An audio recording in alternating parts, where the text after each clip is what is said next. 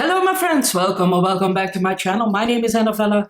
Today is Sunday and that means, as always, coffee klatsch. Coffee klatsch is a Dutch-Belgian word that also means that I invite you over for a coffee and we chit-chat a little about books and life and whatever is going on in the world. Mostly about books though. So I have been reading a couple of books for Classics and Company that has just started the reading of The Tale of Genji. This we will buddy read as till end of September. And then after that we will read Moonstone by Wilkie Collins. But today it is The Tale of Genji. It is a feisty book. It's really thick, but it reads really easy. It is, although it is 1,000 years old, this is the copy by Everyman's Library and it is translated by Edward Seidensticker. And of course the author is Murasaki Shikibu. So it is, it reads really well. Tale of Genji reminds me a bit of Alcibiades, in the sense that it is about a young man who has a lot of potential. He has a high rank and in society, and he is perceived as being the most beautiful man around. And that is also the Tale of Genji. And I'm really curious. I'm about this far in, so not far. But if you want to read it together with us, hop on our Discord and read along. It really is interesting. And Aaron and Caleb and there's so many people that are just so valuable on the Discord. So really, really go there and read along. Even if you only read the discussions, you will learn a lot. You don't even have to learn the book. Then yesterday I finished The Foghorn Echoes by Danny Ramadan. This is the story of Hussam and Wasim. They are two Syrians and they are in love with each other, and of course being gay in Syria is not a good idea. And they are being discovered by one of the two's fathers, and Hussam has to flee, and he crosses the border and finally ends up in Vancouver.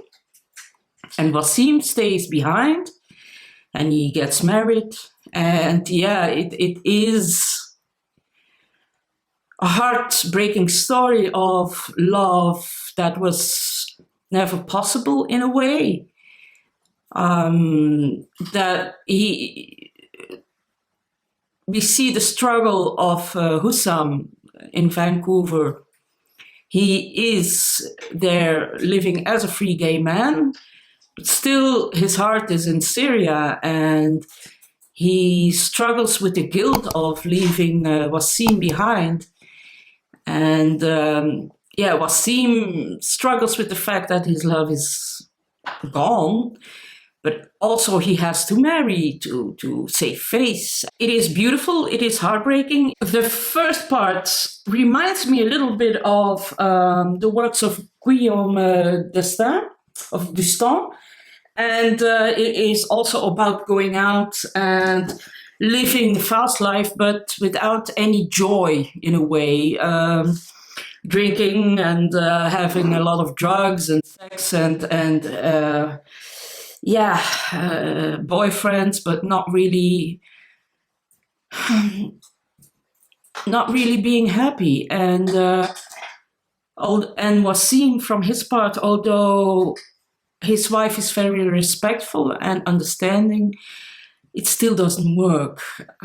His heart is not with her, it is with Hussam. So it's a beautiful, beautiful story. Read it if you can, and let me know if you liked it. The Foghorn Echoes by Danny Ramadan. the next one is by Zhang or something of the sorts, Chinese author. I read the Dutch version, but there's also an English version named Cocoon. And this is a story of Zhang Gong and Li Xiaoqi.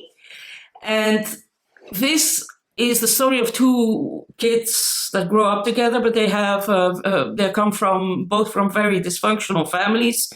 Dysfunctional, why? Because they are all traumatized by history, in a way, by the Cultural Revolution. Their grandparents went through that and had to do some horrible stuff, or had to endure some horrible stuff. Then the parents have had to live with traumatized parents.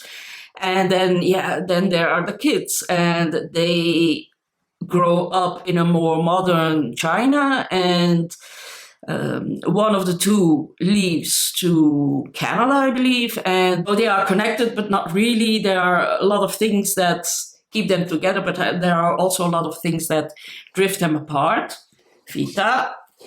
And so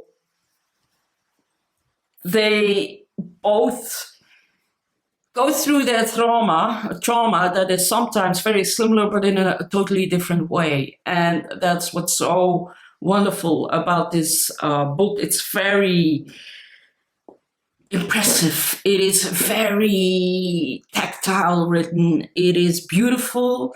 It is heartbreaking. It is hopeful. It is respectful of the people that did sometimes horrible things in order to survive. Or it's very realistic when it comes to psychology, and it's beautiful. This is an absolute must read. It is so grand that it's very difficult to explain what really makes it so beautiful, because there's a lot of things going on. Not that it's difficult to follow or that it is very dense, but it's just this. It's difficult to grasp what those people have been through. It's like, how do you explain to somebody what's it like to be a refugee, or what's it like to be bombarded every night? It is practically impossible, because we have never had to go through that. So, but it's a beautiful, beautiful book, very well written, and very emotional. And I highly, highly, highly recommend this book. Then I also read this one, Flung Out of Space. I saw this on Lindy's channel, of Lindy Magpie Reads. And since I'm doing my Patricia Highsmith year, I really wanted to read this too. Now, I know a lot about her life, so for me this wasn't a novel, but I can imagine that there are a lot of people that will be surprised by this book. Of course, it is inspired by the indecent adventures of Patricia Highsmith. It is not one-on-one a biography. The only thing that really bothered me is, and for Lindy that was just the strong point, for me it wasn't. Patricia Highsmith was a very complex character, and when you read her notebooks and diaries, you understand that she has a lot of mental issues. She drinks a lot. She is a drunk. She is an alcoholic. And more and more she becomes frustrated in life, and she becomes a real misogynist, and she hates Jews, and she hates people of color. She hates actually, she hated herself more than anything. They say at the beginning they distance themselves from that, but I will never do that because it's part of her. Not that I say it's right, but it comes from a place of mental disease, and not more from a thing that is cultivated and cultured and nourished. So it's a fine line, and yeah, people sometimes are in the wrong, and especially when your mental health is lacking. I've read a lot of texts she wrote in those days, and they are very troubling in the sense that they didn't make sense, that there was no coherence anymore. So yeah, it is difficult to know what has happened. And she died also fairly early death, early 70s, so there must have been something wrong, because that's not a normal age to die. And yeah, did I like the book? Yeah, but I'm not very much a graphic novel reader. There are a couple that I really enjoyed. I enjoyed this, but I didn't love it. But I still gave it 4 stars, because I want a story to be told. And yeah, it's interesting. It's an interesting read, especially if you don't know much about Patricia Highsmith herself. So yeah, that's it. That's about it. I've read another book, but I can't find it right away. So I will talk about that on Wednesday normally. And I'm also currently reading for August, The Gunseller by Hugh Laurie. You know, Hugh Laurie, he is the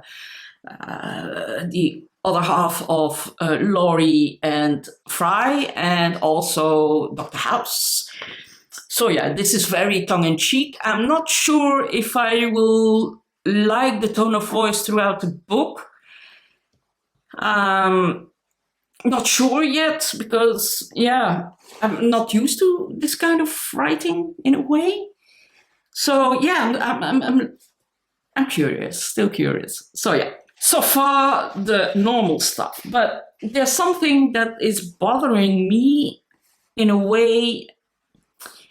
So I had a bit of a reading slump, so I really didn't enjoy my reading lately. And apart from a couple of books that I thought were marvelous, but I've realized that I'm really craving for some Dutch literature, Flemish literature, and books that aren't yet translated into English, that come from like Italy or Spain or whatever.